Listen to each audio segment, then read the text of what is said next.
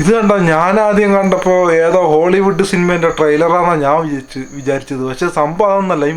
ഈ നമ്മളെ മലയാളി ചെക്കന്മാർ ചെയ്ത സംഭവം അത്.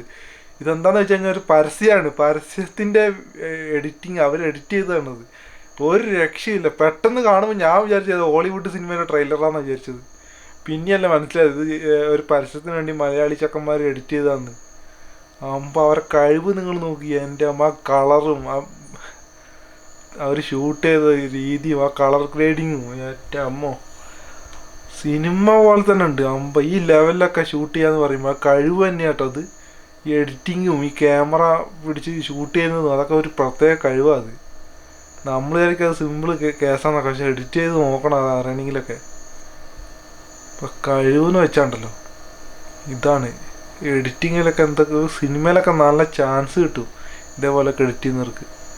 എന്തായാലും സംഭവം അടിപൊളിയായിട്ടോ. ഞാൻ കണ്ടപ്പോൾ ഞാൻ വിചാരിച്ചത് ഏതോ സിനിമയുടെ ട്രെയിലറാണെന്ന് വിചാരിച്ചത്. അതുപോലെയല്ല ഇവർ ചെയ്ത് വെച്ചിരിക്കുന്നത്. സംഭവം സൂപ്പർ എന്തായാലും.